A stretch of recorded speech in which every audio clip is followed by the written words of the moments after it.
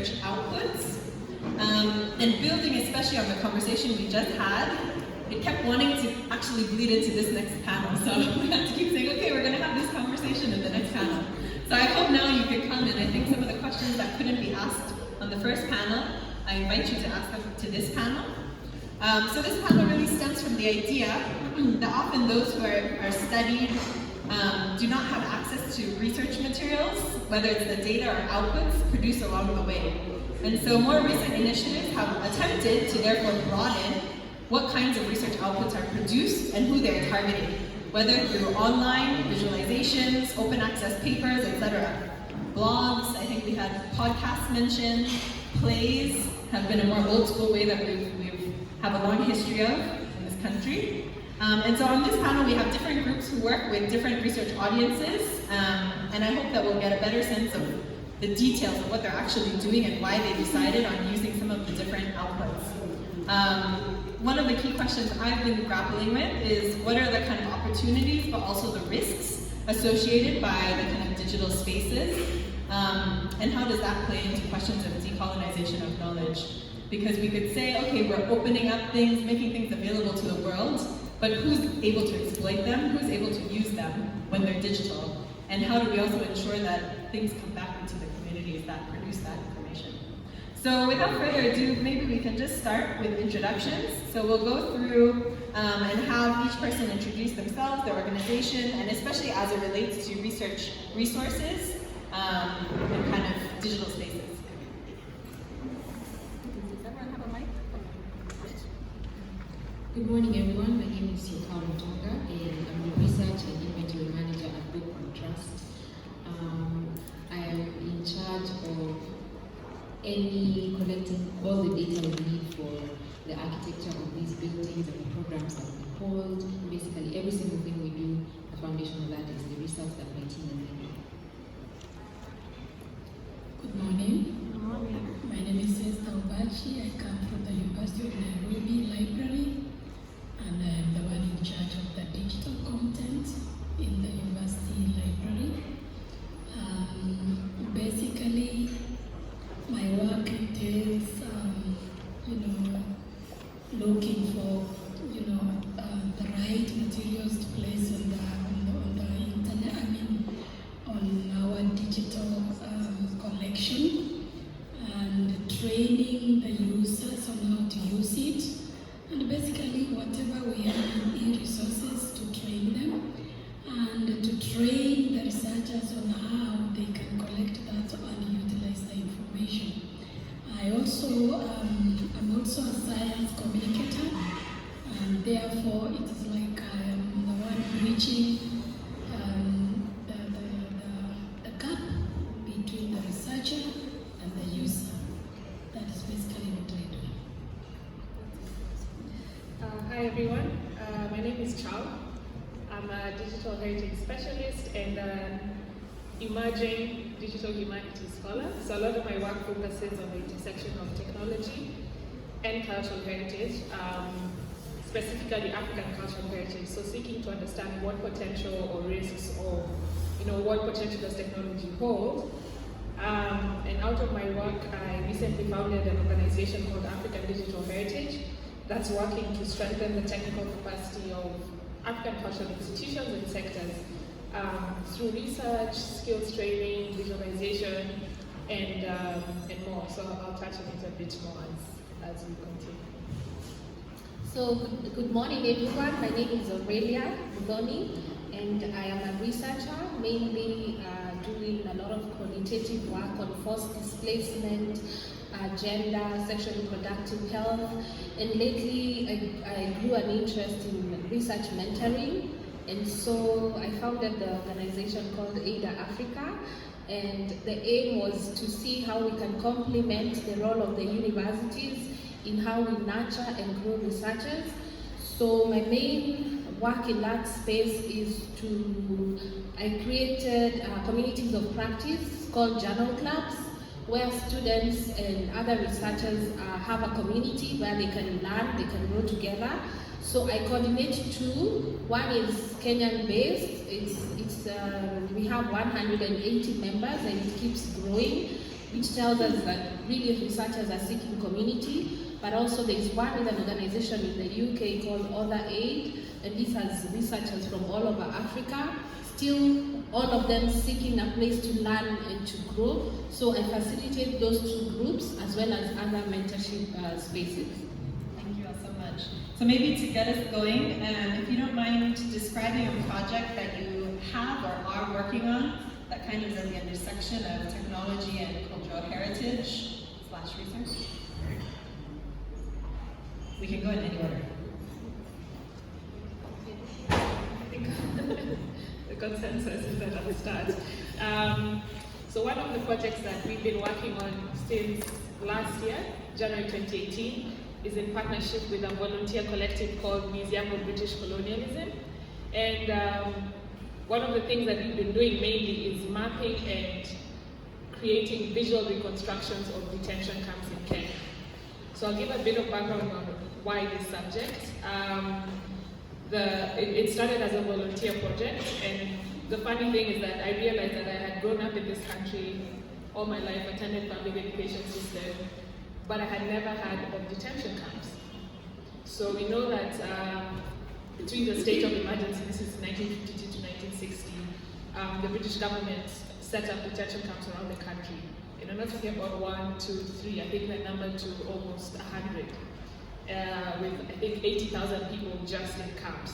So for me the question was, how do these centers and how do these sites, how do they just disappear out of national memory, collective memory? So it was really interesting to approach this subject, one, as a Kenyan who doesn't know about it, because I think sometimes we approach subjects as experts, and to admit that this is not a subject I'm fully conversant in, but I want to learn. And the next thing we asked ourselves was, we are a team of volunteers, some based in Kenya, some based in the UK. What resources do we have at our disposal? And the answer to that was that we have digital tools. So we have social media, we have access to maps and things that we can use at our disposal.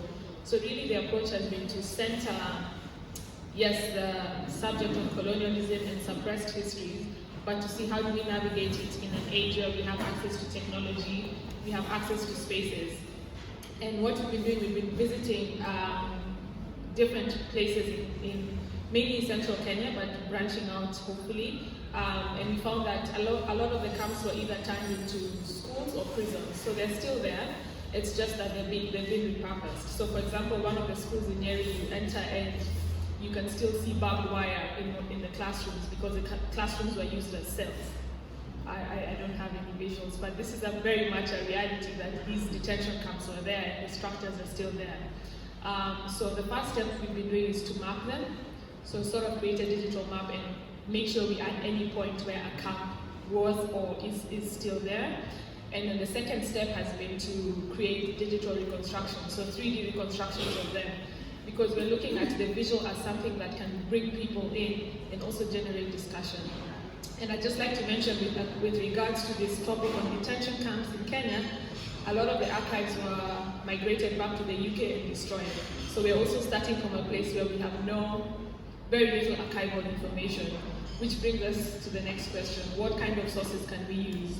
Oral histories, archival sources, existing remains. So it's sort of really combining different sources of data to come up with these reconstructions and be open about them. So yeah, in a nutshell, that's the project that I think I'd like to touch on.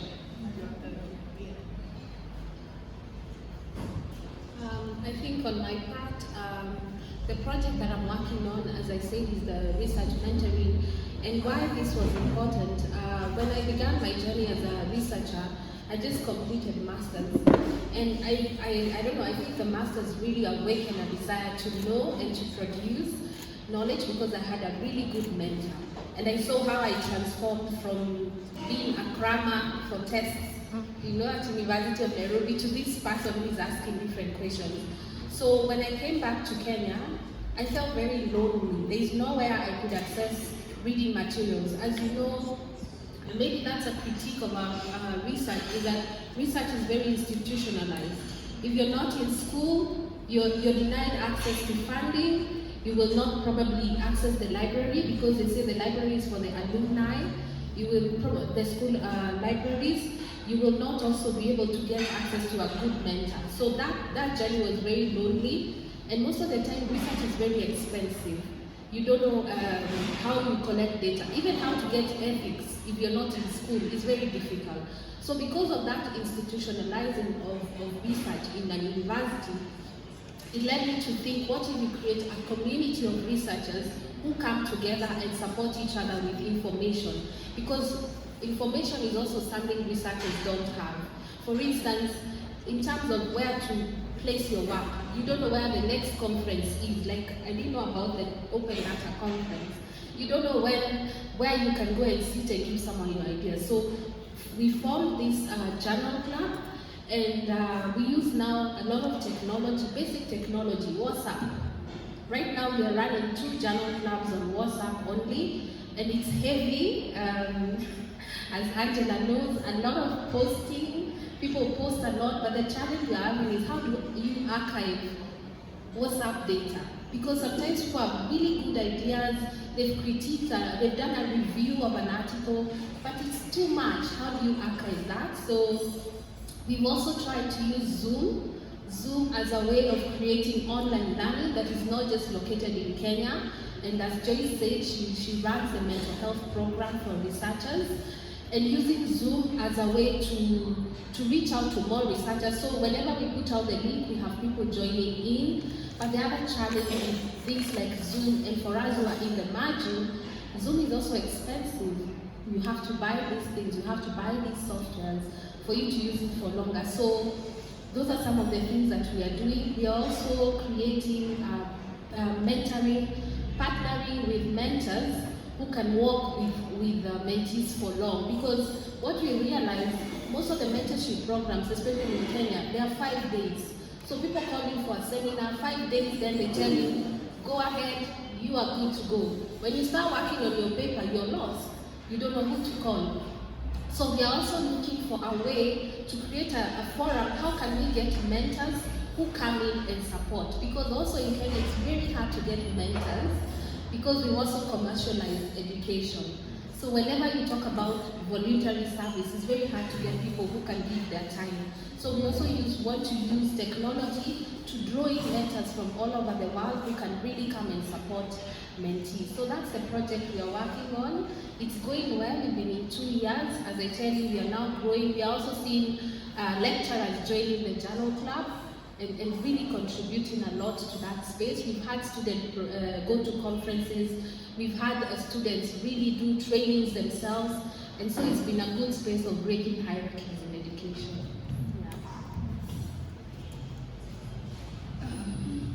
At the University of Nairobi, we have quite a lot of information that we need to digitize, and one of them is the old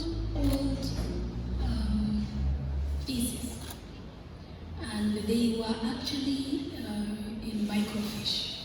And so there are so many that it is very hard to transcribe. So we recently just got a go ahead, and we tendered, and we got somebody who is going to digitize them and try to transcribe them into digital. Because by the time when I came to the University of Nairobi, it's more than 30 years. And we were the people that time. So when we had something in microfiche, then that is the best. Because then we needed a microfiche reader, and we were actually having that one. But then, of course, it reached a time we could still not use it because the reader went down. But then it means there is information we cannot actually access because they are in a format which is not accessible. So we've been working, as you said earlier, that the libraries are never funded. And when there is money, it is usually used somewhere else, and whatever is left then is brought to the library. So we've been campaigning for the university to fund that project. We recently just got somebody who won the tender, and we are soon. It may just take a few, maybe 1 or 2 months, because of the protocol that we are going to digitize the old pieces which were in microfiche format. Another project we want to work on now is we agreed there is an activist who actually who used to be an activist called Makan. Yeah? And Makan Singh is one of the people who really worked very hard to have the labor movement move in Kenya. And recently we started talking with the family. They have agreed that we can digitize that work. In fact, they have been pushing for us to digitize and upload it so that it can be accessible. But you see, when you work in a government office, the bureaucracy and everything, you must be given an okay to do something. So we actually started the process. We talked to the Makan Singh family. They came to visit us. We discussed in details. They gave us a letter of okay that we can digitize and upload and make it free for use by everybody. And the fact that our repository is open makes it easier for it to be accessed. And because it's from the University of Nairobi, a lot of people will visit it, and I know that it will be much, it will be more useful than having a hard copy. So that is the project we are working on. But there's another one we started on our own actually, by trying to get the history of the university together. And so what we've been doing is to collect all the pictures from the time the university started and digitizing them. Some of these pictures we don't even know who are in the picture. So the next move after that is to have a gallery so that we can just call people to come and just identify who it is. Sometimes, I actually stole that concept from the from the museums in Kenya. That sometimes when you don't know who is in the picture, you get a display of the pictures, and then you get people to comment, And once they comment, they say, oh, this looks like so and so. Then you actually caption that picture. Because some of the pictures we have, we cannot caption because we don't know who the owners are, who are in the picture. So we have been digitizing those pictures, but then some of them we cannot caption, and that's a project we started as the library. I just learned something that just gave me an idea for my next project. Thank you very much. And so for us at Bunk, what we do is founded on the belief that libraries are collective spaces where identities can be formed. And so when I joined Bunk after some of the foundational research had already been done on the state of this library and its 3 branches in Kaloleni and Makadara. So when I came in, if you look at just the books on the shelves, you'll see some white stickers that don't look like they have a Dewey Decimal System on them. So the first thing my team and I did is we started a digital catalog of all the libraries, because since 1931 that has never been there. And we have completed it in Kaloleni and Makadara. We're still here in this main branch. And the most interesting thing has been when you take the title of a book, the author, who donated it to the library, when was the last time it was taken out of the library, what is the message that this book has. We began seeing some very interesting stories about how, for example, because most of these books were donated by the Carnegie East African Rotating Libraries in the 50s, 60s, 70s. So some of these books have never been taken out of the library. They literally sat there from the day they were brought into this country. And others kind of within the very problematic messages, because again, they were written at a time when Africans were considered in a particular way. And so for us, the first step has been, let's understand what we have in all these shelves, and the next step then with that digital catalog will be, then how do we create a collection in these libraries that is representative of the people who visit all these libraries. And what we will do is, once we finish the entire catalog, we'll share it with the public so they can now also tell us what kinds of books they want. For the past 2 months, my team has been stuck in the basement of this library because this library has the most accessible newspaper collection in this country from 1906 to the present. So very many people walk through these doors and go to the basement to say, I want to see like we have the first East Africa Standard newspaper from 1906. And as we've been listing, we have currently listed 11,007 volumes, and each of them usually have about 50 issues of about 7 different newspapers, some of which are out of print. So as we continued cataloging them, we began realizing that between 1951 to 1978, around the time Kenyatta dies, that's the part of the collection that the public accesses the most. And so that part of the collection is literally endangered because you see a newspaper that is falling apart because people from academics to just people who want to know more about the knowledge of that time period come and look at this information. Again, because a lot of the information you find even in books written about that period comes from newspapers because they were apart from the reports that were written by colonial administrators, newspapers daily reported on what was happening at that time. So we've done that with newspapers and photographs. We also have a very extensive photographic collection that goes from 1880 to, it kind of dies down around the 80s. In fact, we even have a very extensive collection of Tomboya's funeral, which only the Standard newspaper has that, but they donated it to this library, and no one knows that because it was stuck somewhere in a shelf. We've also found about 600 glass plate negatives, which come from the late 1800s to the present, which were donated. Some of them are in terrible condition. And so we're in that stage where we are listing and cataloging what we have, so we can now get to the next stage of partnering with somebody like Chao's African Digital Heritage and see how do we now think about making this data that we have accessible to the public in a way that matters to them. Thank you so much. These are amazing projects.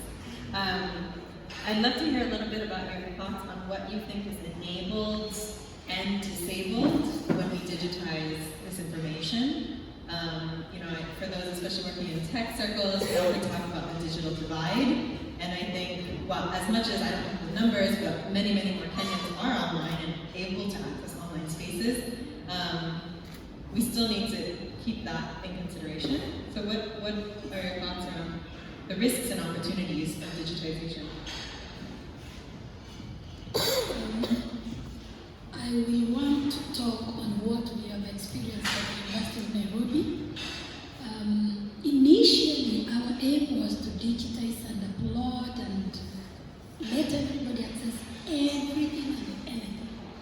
That means every research which has been done at the University of Nairobi in terms of projects and theses. Initially, they were actually theses, there were no projects. We wanted to make them accessible and available for everybody.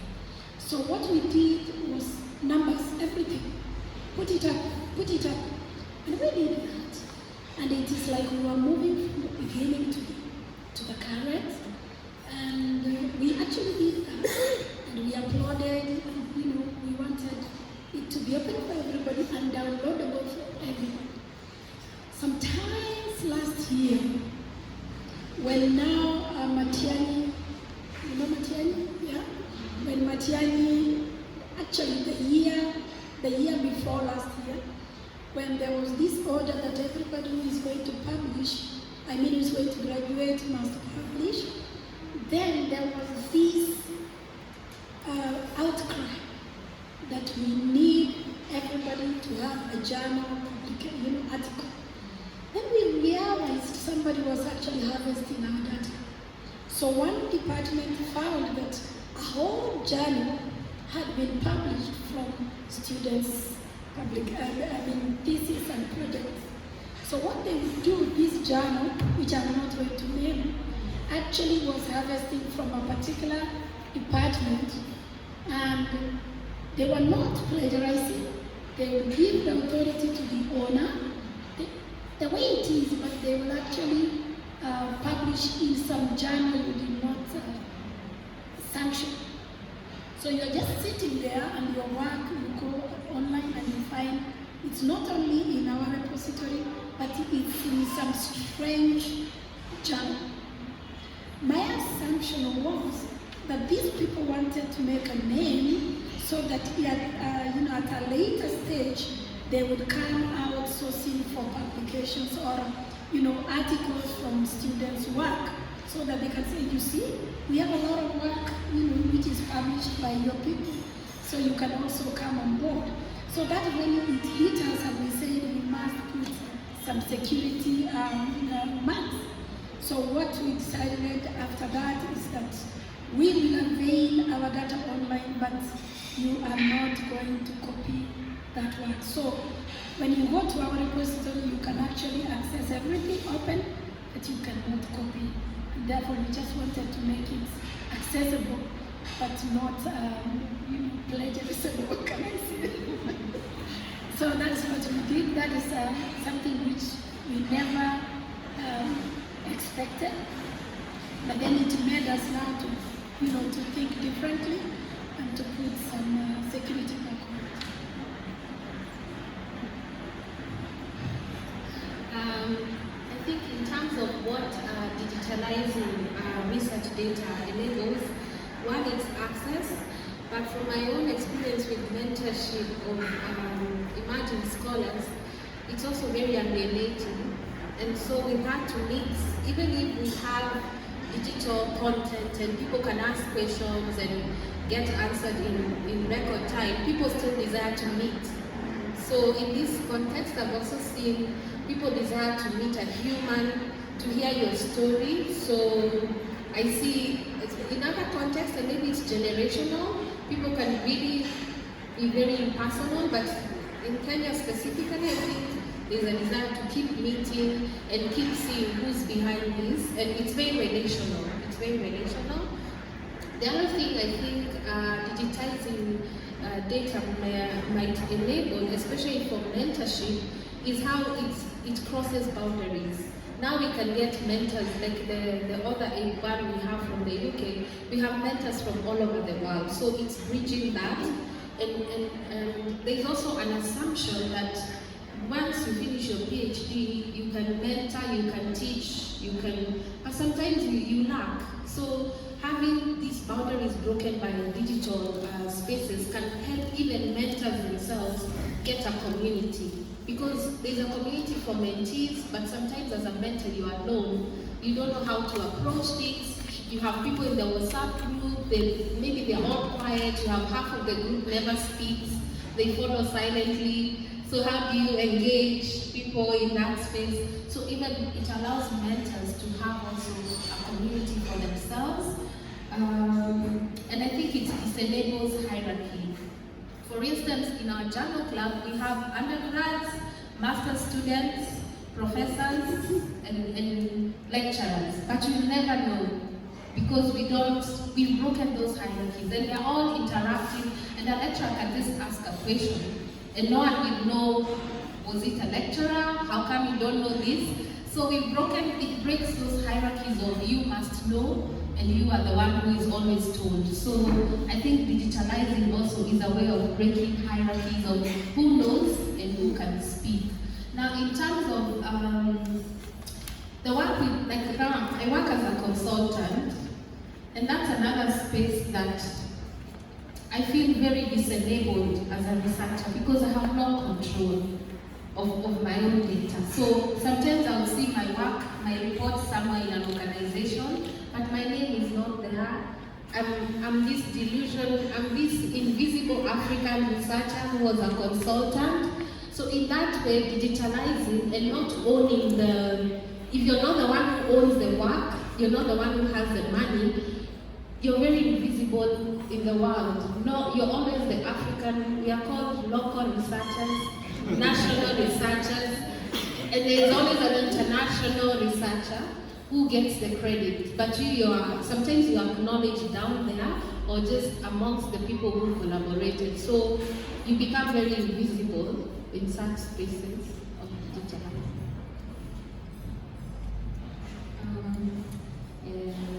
Enabled and disabled. I think one of the ways it can be enabled is for us as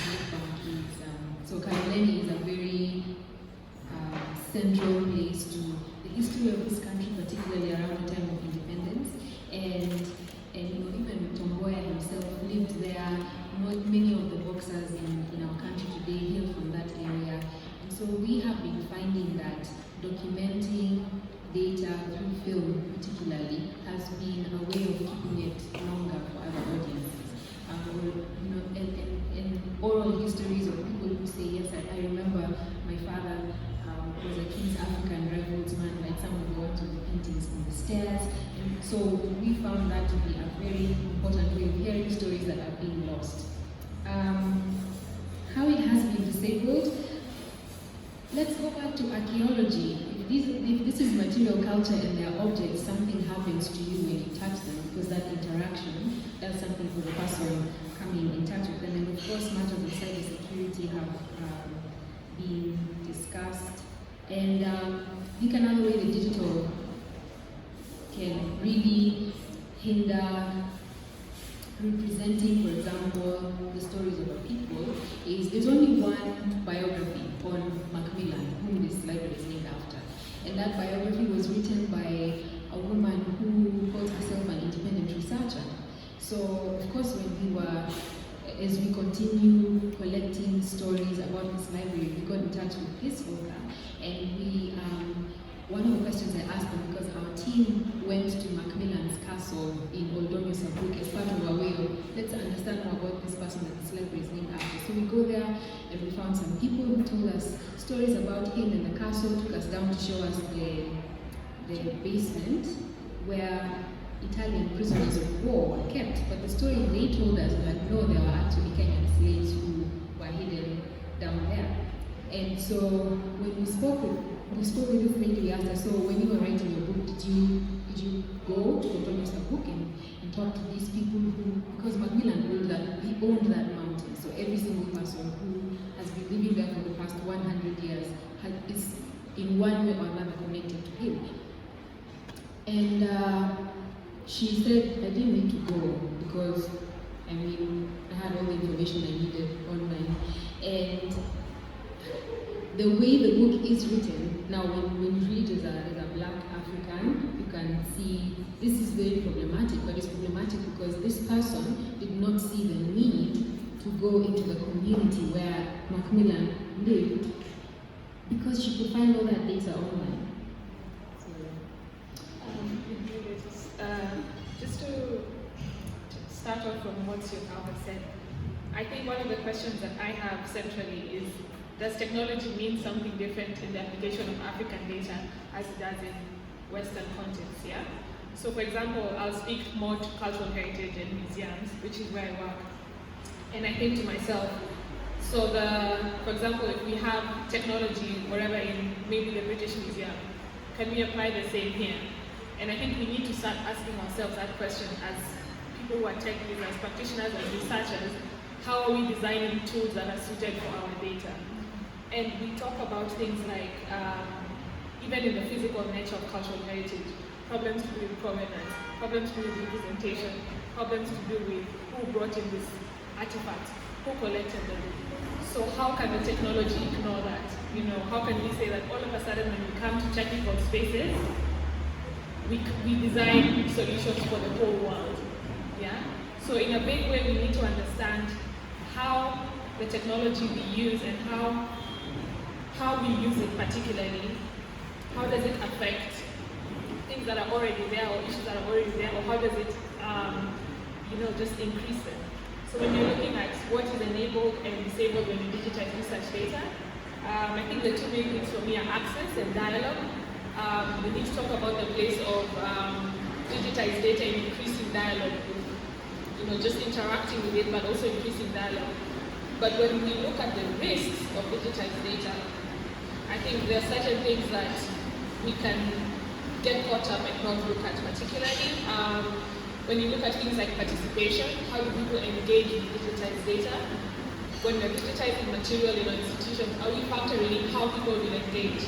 Are we saying, how do we curate this information? How do we measure the impact of digital collection? So I think these are really critical questions that we need to ask, and as we ask them within the context of our data and the challenges that we have, it's extremely important. Lovely, I really like that. I think we can open it up now to questions. Maybe let's take 2 at a time. Please introduce yourself. Thank you. Bunk. my question largely speaks about how the ability of the entire system to accommodate this data. Specifically, the ability of the system to accommodate this data and interaction with this data. Not a few months ago, I was a student at the University of Nairobi. When I entered the library, the first person I interacted with is the librarian. At what level is the librarian able to interest me as a student to interact with this data, and how does that influence all of this? I'm looking for another question. And the question also on accessibility. Do the librarians know how to interact with this data and help us? Thank you. Maybe another question?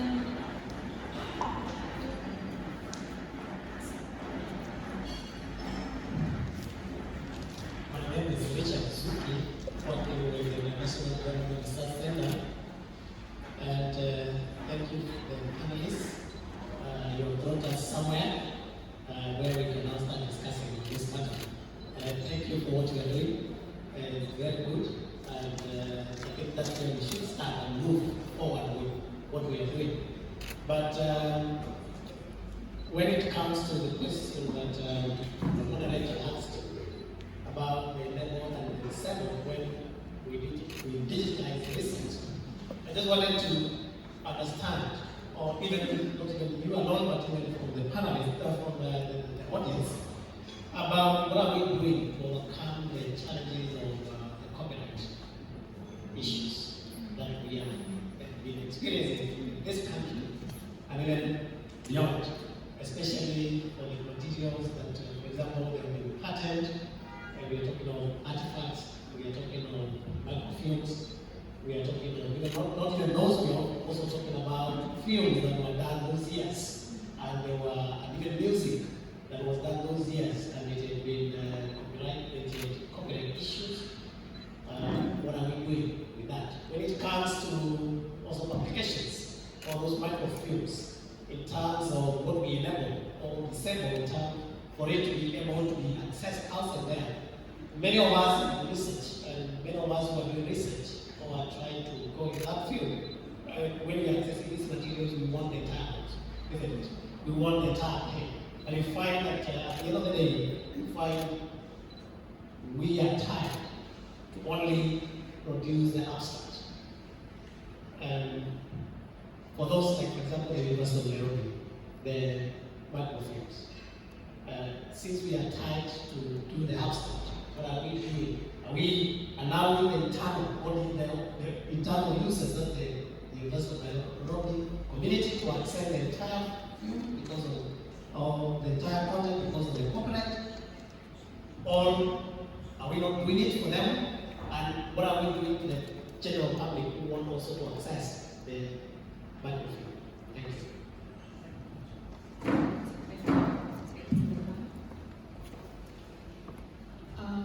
I think, especially on the question of copyright, and what we are doing is we cannot begin to digitize any of this material before we contact the publishers of any whatever data we know about. This was published by the Standard of the Kenya Times to the Daily Nation. Then, because our copyright law says it has to be 50 years or older for you to not contact a person. Some of it is not that good. So we are in the process of finding these publishing houses so we can come into a partnership. Because the truth of the matter is it's also a win-win situation for them.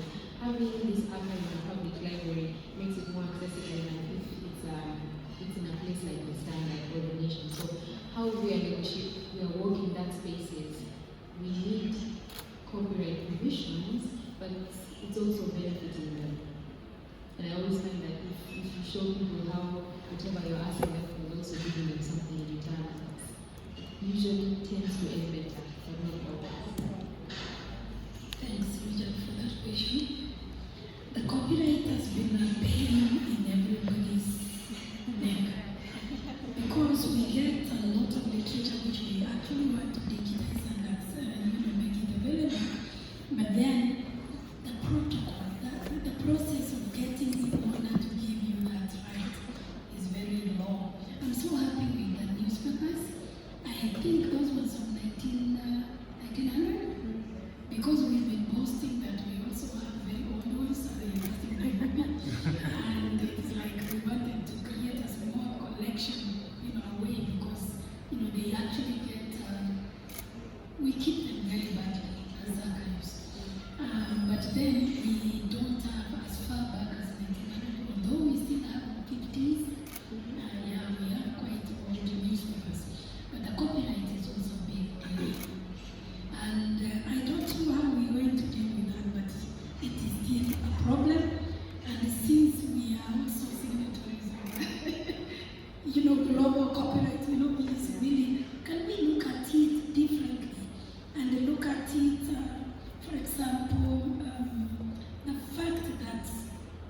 we are making information. I mean, why do we do research if we can't have people access?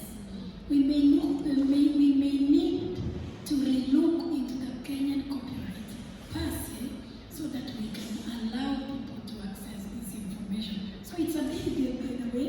Although we are not giving up, we still have to write and inquire from the actually not owners. Like now, Makam Singh passed on. We have to talk to the sons, and the sons are in 80s. They are about 80 years old. So we have to talk to them to give us an okay so that we can digitize and upload their documents. But then it's really sad that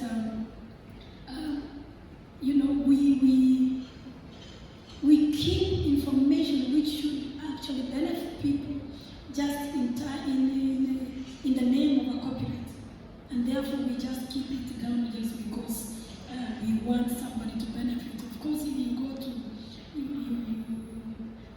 to the capitalist world, why do we have copyrights? It's simply just for money. Nobody should own the text. But then we find that people just want to hold on to it because they think they can make money from that document. Now, I wanted to talk about the first question, which was like how somebody asked about whether librarians know how to interact with this digital content. Yes, they do.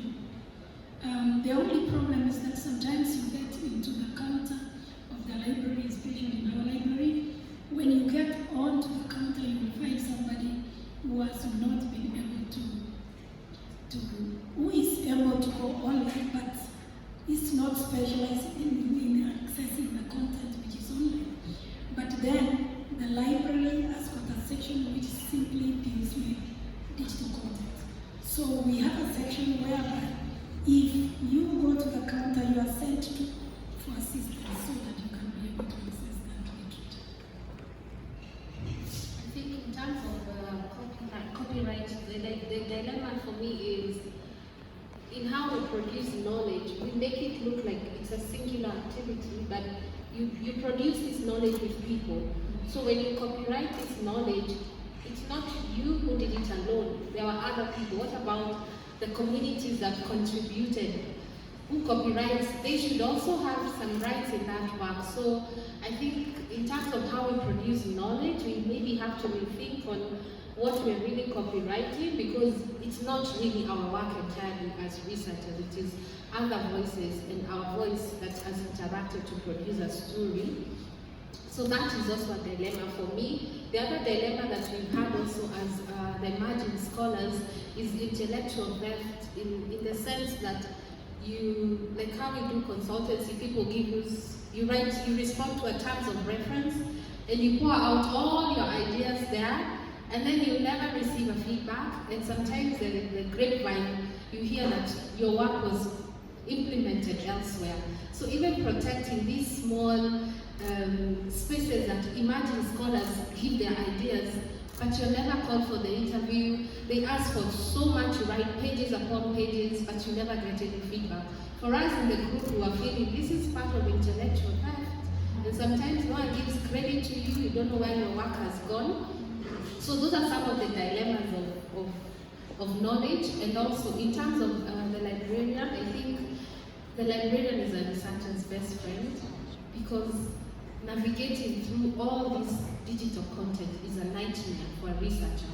So I think if a librarian is able to know their library well, to be able for people to just come in, I'm looking for historical data on this and this, and the librarian can just make it easy for you, I think a researcher will always be there. So really the librarian owning their space can make researchers can make the library very accessible. Yeah. So also just to chime in, because I did some research on this before I actually started my project, because some of the work that I'm doing as part of the PhD is archiving different organizational data as well. And so one fun fact that I didn't know is that data itself isn't actually protected by copyright. The outputs are. So I think this is something that often we don't consider. But again, if you're thinking about data very broadly, as I do, then it can get kind of gray and messy. And then I think there's another clause that might be helpful, and I'm not a lawyer, I think we have lawyers in the room who can speak to this better, but the fair use clause, which allows you, if you do enough additional work on top of someone's work, you can actually circulate that. So even if, so I think there is a gray line of what counts as that additional academic intellectual labor, but you technically are able to, under a fair use clause, then circulate if you add enough kind of contribution to that work. Lawyers in the room, feel free to correct me. Okay, so we have 3 hands, and I think we'll take 3 questions, and then we'll break into our interesting split lunch.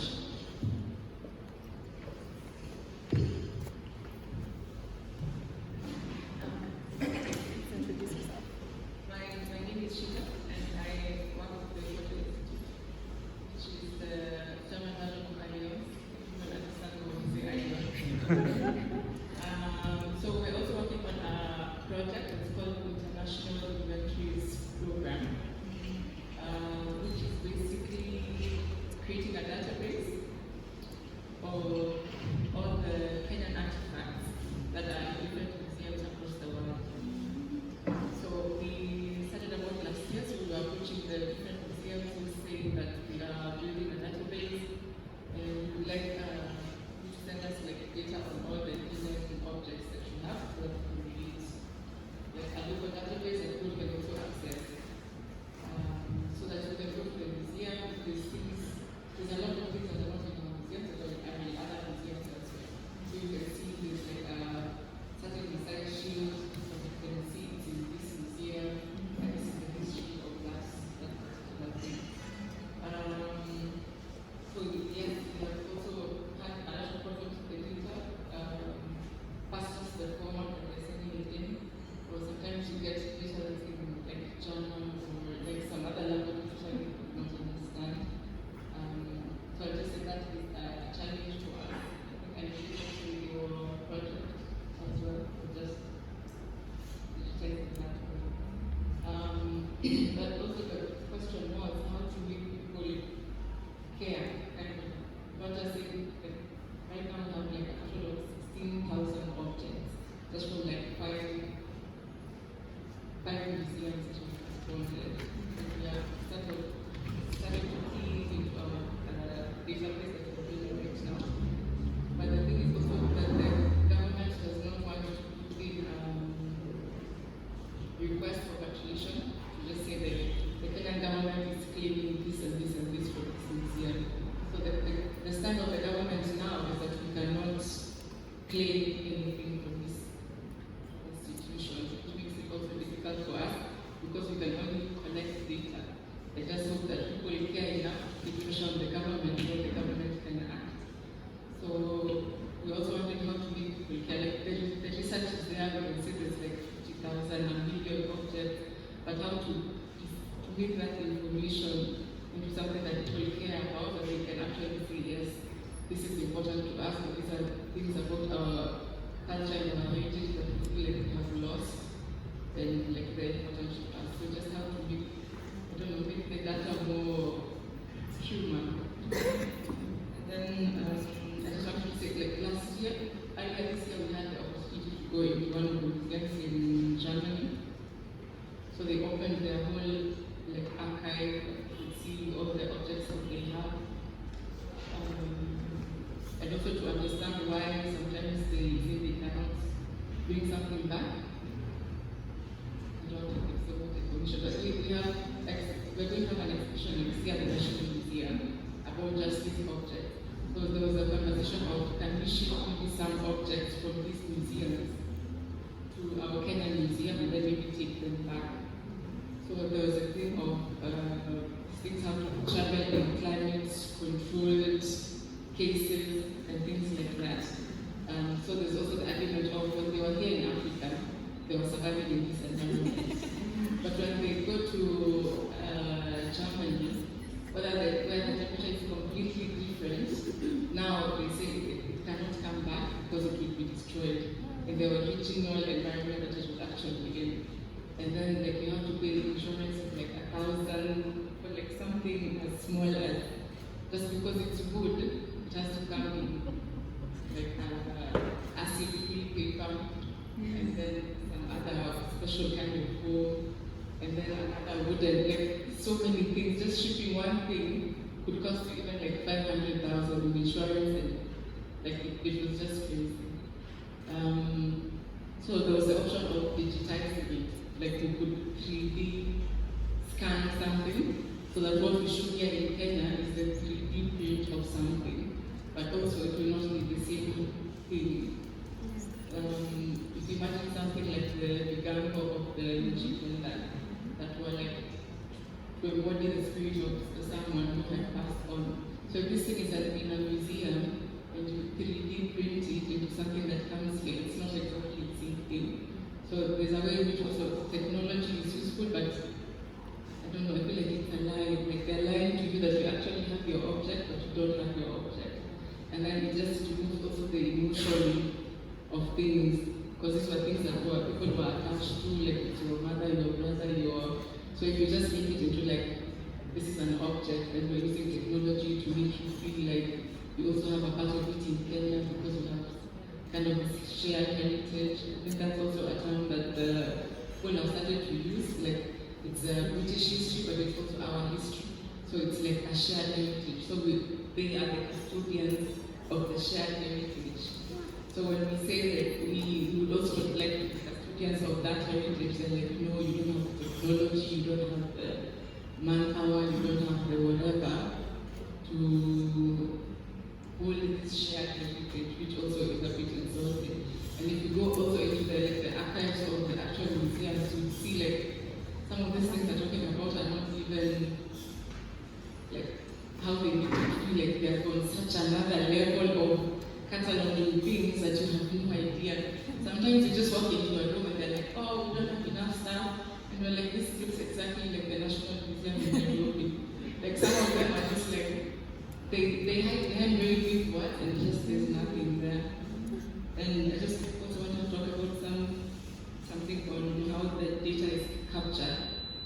So when we went, when we also went to the archive, when we went to the archive of this museum in Germany, we also found some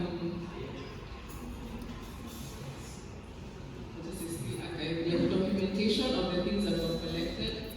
So a lot of things were like spears and things like let me say, just say there were named spears in like a spear section of things.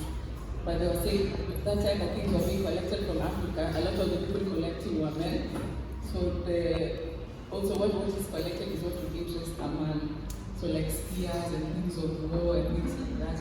So like things that they were collecting, some here, like for fishing and things like that. Like someone would collect something that is used for fishing and just say, oh, this was a spear of a great hunter and things like that. So like some of the narratives, you can see that data sometimes also helps shape a narrative that is not correct, because they were making Africans look like a very dangerous people, or people who can kill you with like there's so much about the data itself that is wrong, but there's nothing to correct it. And like we have no data of our own from like a long time ago to just say this is wrong, other than like the old mamas and people that we have here who are like, no, this was actually for fishing, or this was just for hunting and things like that. So yeah, I think there's a lot of problems about the data.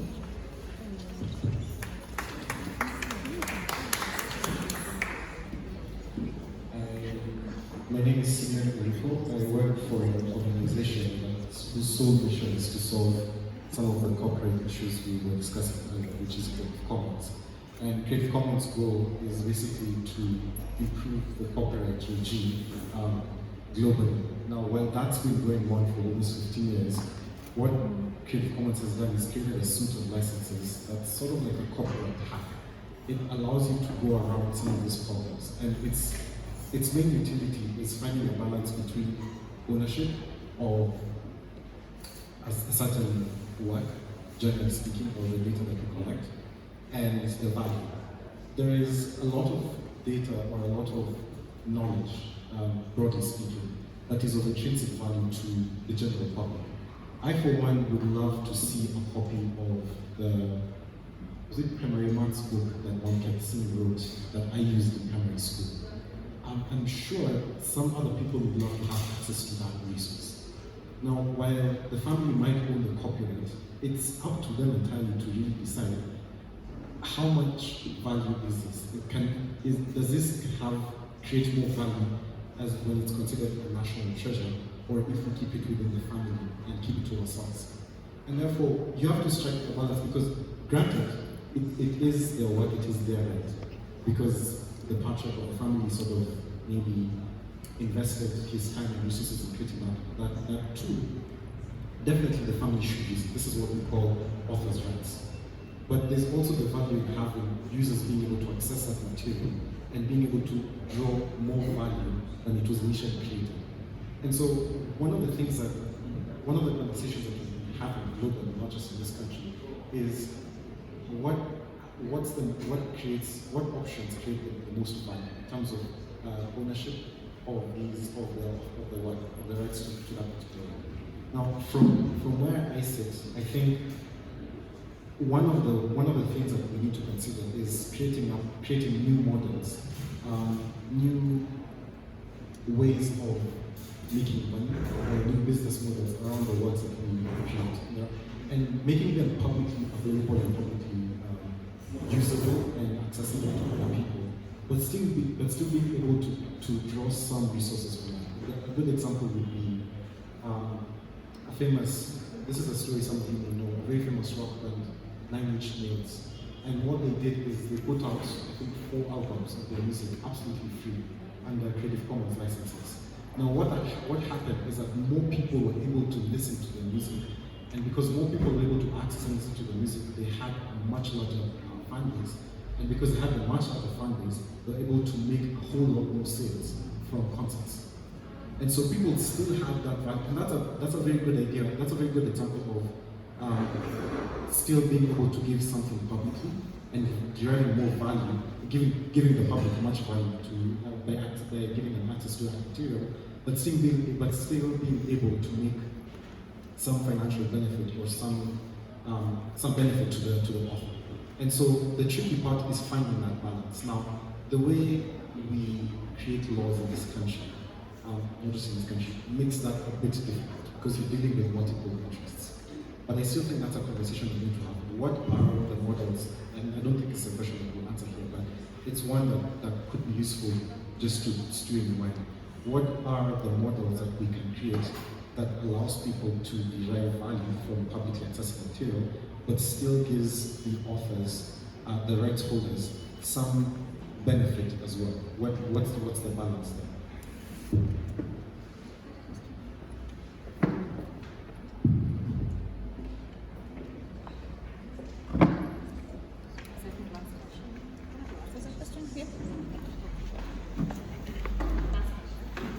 Thank you. My name is Hopin Vasani. I am mainly interested in the study of Asian history in Kenya, and this I do on a personal basis. It's something that excites me, and maybe for the lady who is digitizing the Macmillan Library and the lady here who is working on the University of Nairobi, I must be very pleased to tell you that in my earlier days I have been to both the institutions and found all the documents that I wanted, and luckily in my good old days everything was in print, and it was very easy and no issues as such. So my question centers around this particular matter. In principle, my question is very simple. I want to ask, when you digitize, what formats do you use for your work in digitizing? Because you probably need to have your videos, your music, podcasts, whatever it is, documents. So what sort of softwares or what sort of considerations do you put into mind in accessing all this? That is the essence of my question, but essentially why I come to that sort of scenario is because, again, in my earlier days I used to like photography, and videography as well, and I was unconsciously preparing myself for my future, which is really now. And I recorded a lot of stuff, and guess what? I can't use any of it because it is on old tapes, and the photos I've also, discolored, and I mean, what the heck? So, what do you have in mind about the future of what you are doing? I know we cannot predict the future, but in terms of what you are doing now, do you really feel it's going to live? Thank you. So maybe we'll have time for everyone to say their last remarks, and then we'll close for lunch. I think I'll talk about the issue of repatriation. And probably before getting to question, thank you so much for it.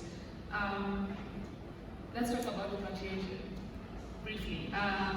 So we have the report which was commissioned by the French President Macron last year. Yes, Last year. And it basically said that 90% of Africa's cultural artifacts are in Western museums. So 90% is quite a high number. But particularly I talk about the place maybe of digital technology within this discussion.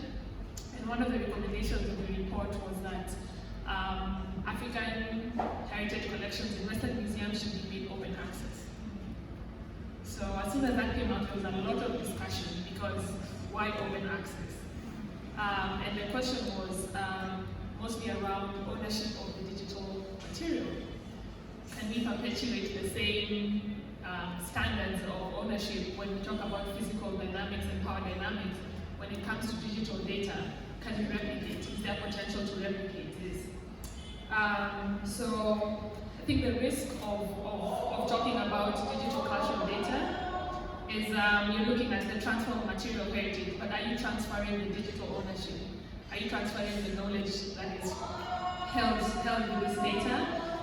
The second issue that came up was that even France's collections, like the collections of French culture, are not subjected to open access. So why is it that all of a sudden African cultural heritage has to be subjected to open access? And the question around that was that decisions on digitization should be the prerogative of the culture and the communities where these objects come from. So does France control the data once it's been digitized? If a German institution digitizes a Kenyan object, who owns the data? And I think the questions around digital culture and digital heritage should be part and parcel of the repatriation discussion. I think if we leave it behind, we'll look at repatriation and then maybe 20 years later we're thinking we didn't talk about the digital ownership. All the licenses are still with the Western country. So this is definitely, I think, an issue that as scholars, as researchers, as people who experience or interact with cultural heritage, we need to talk about the possibility of replicating power dynamics in digital spaces. And now to your question.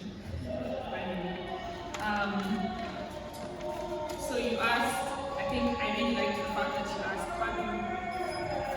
how do we make people care about these objects? And for me, I think where I start is, we know what we don't have, but do we know what we have? In the sense that we have the knowledge.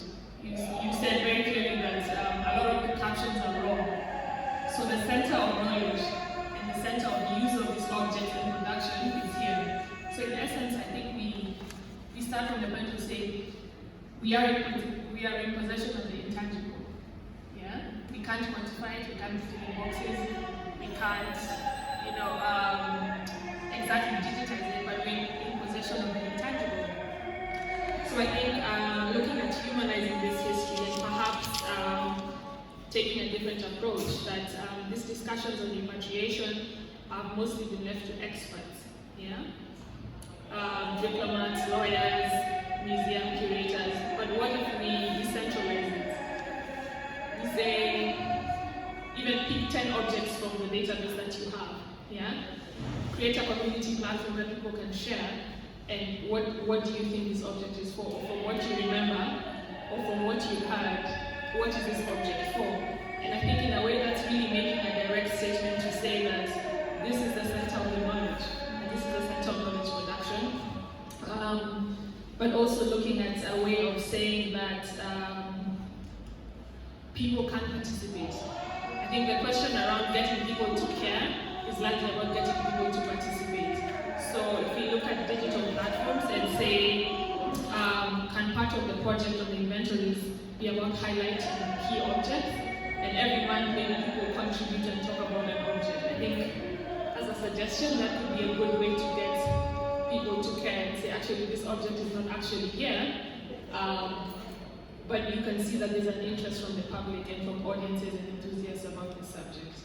Yeah, so I think repatriation and particularly digital repatriation should not be an afterthought. I think it should accompany any discussions on the material repatriation of objects.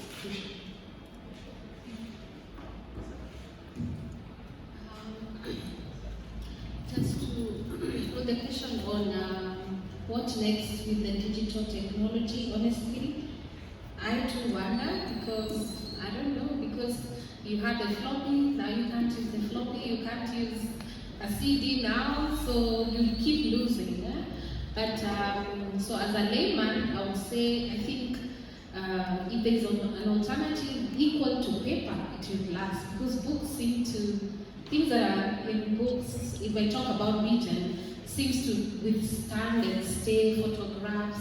So if there's an alternative to that, maybe that lasts longer. But I've seen as researchers also lose a lot of work in things that were stored in CDs. Now you can't convert it, so it's something to think about and innovate around.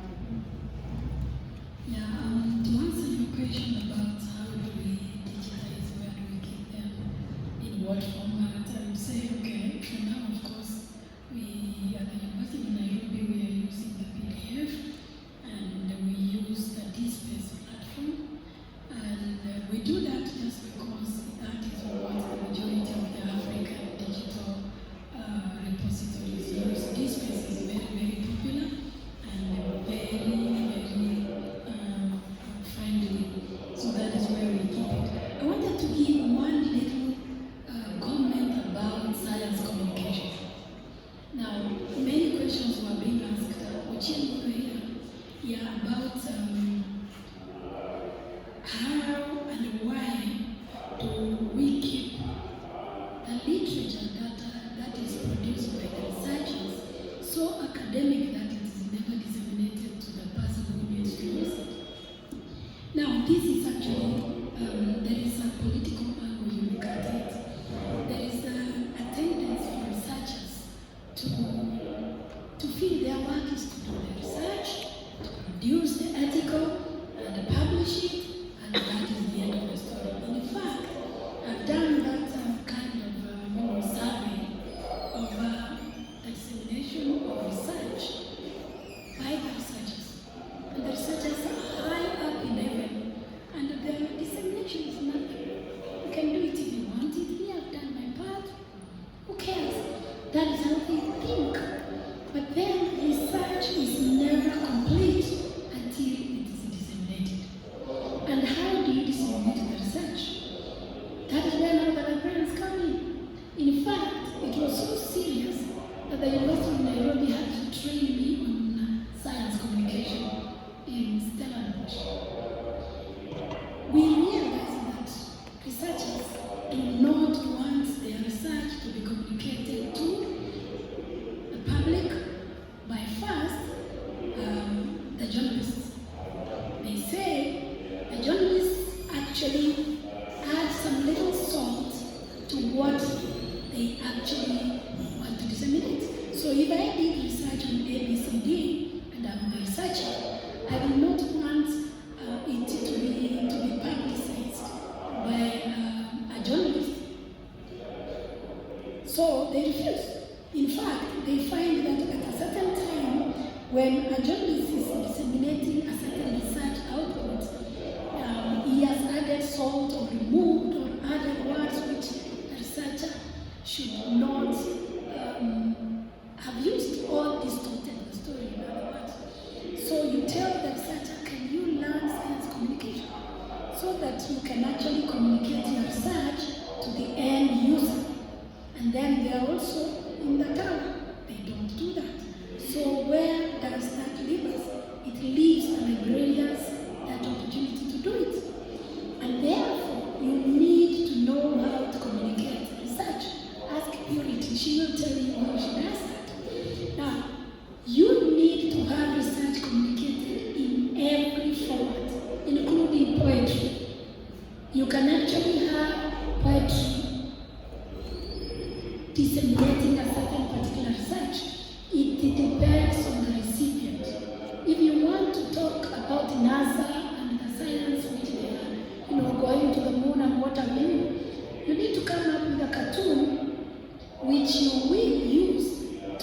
disseminate that information to the babies so that at the end of it all, they can grow up to be scientists who are just actually concerned with space science. So really, science is in my own thinking should also, learn on how to disseminate their own research. So I don't know where that will take us, but I think scientists need to be taught on how to disseminate their own research. Thank you. I remember the Gotha talk earlier on in the year, and then all these discussions were had. Where is the government involved in this? They can do it if they want to. It's not that they're incapable. It's not that our cultural heritage specialists and our archaeologists can't do this. It's possible. They're just not interested. But like Chao has said, I think what she said about we have enough knowledge here to create our own, to talk about those objects for what they really are. Because always the problem when these objects are out there, they're represented in ways that are actually not representative of the communities that they belong to. And what was the other thing? Then the second thing I wanted to talk about was the classification system. So, many of these classification systems for archives and libraries are also very patriarchal. And nobody says that we have to stick to their way of classifying this object. So, even with the Dewey Decimal System, there is no rule that says that a library will be a library if it has a Dewey Decimal System. If Book Bunk chooses to make Munene Library an Africanist library with a collection written by Africans for Africans, and we decide that we're going to create a classification system that is reflective of that, nobody has any right to tell us otherwise, because this is a library for people. Then coming back to the question of format, I think what I'm hearing you ask is, are institutions like museums, archives, and libraries continuing to be dynamic? Because whenever we think of these buildings, we think of them as these spaces where old things are stored. They are stored in basements and bookshelves, and they have some archaic forms of recording the data that they have. But really, a library like this one should be on top of, if now we are moving from JPEGs to a new form of storing data online, this library should continue to adapt, and also best practice in archival work is you always keep the original. So just because we're digitizing doesn't mean we're getting rid of that original. So please help me to give a big thank you to our panel. Thanks so much for your insights. I forgot that our hard deadline at 12:30 was that we weren't competing with our neighbor, but thank you for speaking above our neighbor.